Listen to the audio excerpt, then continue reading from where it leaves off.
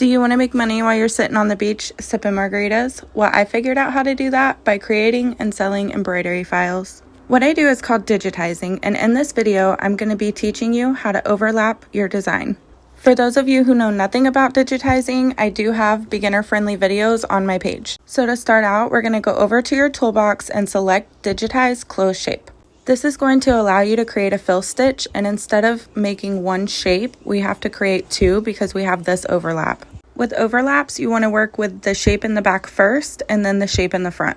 So here, I'm just digitizing this first shape. When you get to the end, because it's a fill stitch, you do not want to connect the nodes. You want to just hit enter on your keyboard and it'll automatically connect it. Now go to the top left of your screen and select reshape. This is going to bring up your start and stop points and your stitch angle. Don't forget to move your start and stop points so your machine runs in a logical path and isn't making unnecessary trims. Since these shapes are going to be the same color and the same stitch type, I want my machine to continue moving forward, stitching, and not stop and trim it. For our second shape, we're going to go back to the left of our screen under Toolbox and select Digitize Closed Shape again. And here I'm just digitizing my second shape. This one is the one that's going to overlap the first one. Now some people like to use digitize holes to cut out the stitches where it overlaps. Me personally, I've never had good luck with that. I've always got a better stitch out just leaving the stitches there. Here I'm selecting both of my shapes and changing the color to black.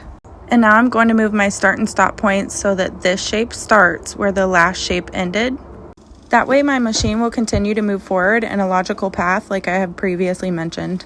Make sure when you create the stitch for the first shape, it overlaps the second shape just slightly. If not, sometimes the pull composition will create a gap there. And last thing we're going to talk about is a stitch angle. Do you see how at the top of these antlers the stitches look longer or not as uniform? That's because the direction of my stitch angle.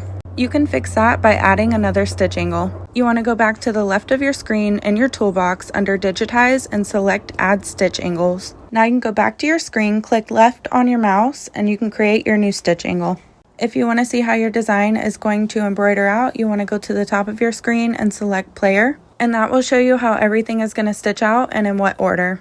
If digitizing is something you may be interested in, don't forget to give me a follow and let's go make this money.